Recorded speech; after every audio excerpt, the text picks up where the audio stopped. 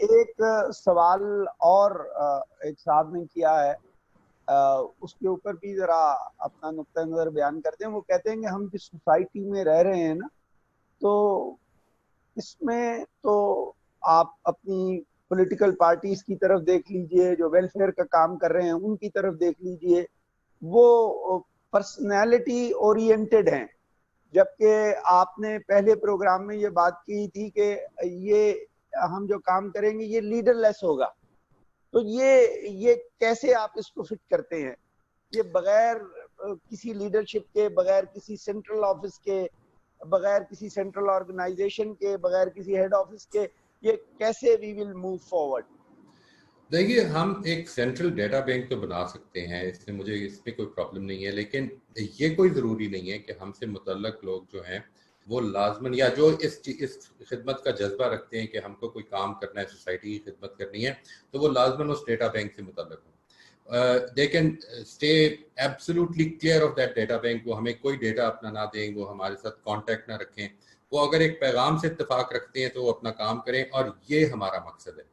جس وقت ہم ایک آرگنائزیشن بنا کر اس کے اندر لوگوں کو جمع کرتے ہیں تو صرف یہ نہیں ہوتا کہ اس کا ایک سینٹرلائزڈ آفس ہوتا ہے، بلکہ ایک دو چیزیں اور بھی پیدا ہوتی ہیں.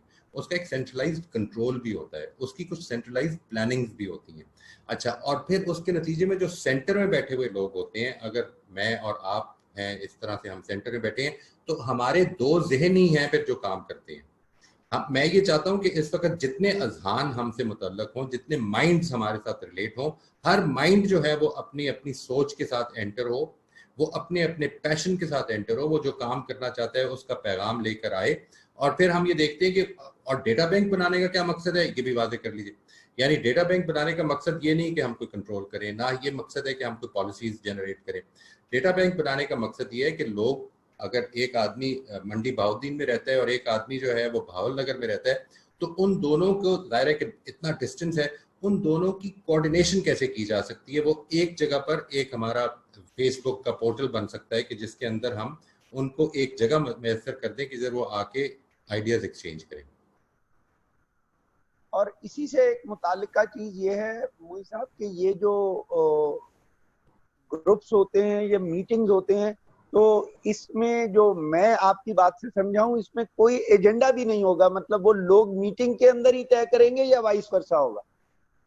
نہیں جی، ایجنڈا نہیں ہوگا اس میں. اس کا مطلب یہ ہے کہ ہم ایک اتنا براڈ ایجنڈا اس میں رکھتے ہیں کہ جس کے نتیجے میں کوئی بھی آدمی اپنا ایجنڈا جو اس بیسک پرنسپل سے ریلیٹ کرتا ہے. میں نے جس طرح یہ عرض کیا تھا کہ if we care enough to be moved for a certain service for the community, ہم کو اگر اتنی اپنے دل میں یہ خواہش ہے کہ ہم یہ کام میں کچھ کر سکیں اپنی سوسائٹی کی خدمت، اگر ہمیں یہ care enough, if we care enough, if we have passion enough، تو پھر ہم آگے بڑھیں اور ہم یہ بتائیں کہ ہم یہ خدمت کرنا چاہتے ہیں. اور اسی طرح سے جو لوگ آپ کی لوکیلٹی میں ہیں، جو لوگ آپ کی لوکیلٹی کے آس پاس رہتے ہیں، ان سب کا بھی ڈیٹا ہمارے پاس آئے گا. اس کے نتیجے میں جو آپ کام کرنا چاہتے ہیں، آپ جو کام کرنا چاہتے ہیں، اس طرح کے لوگ اکٹھے ہو جائیں گے اور وہ وہاں پہ مل کے تو اپنے جو خیالات ہیں ان کو شیئر کر سکتے ہیں ایک دوسرے کے ساتھ.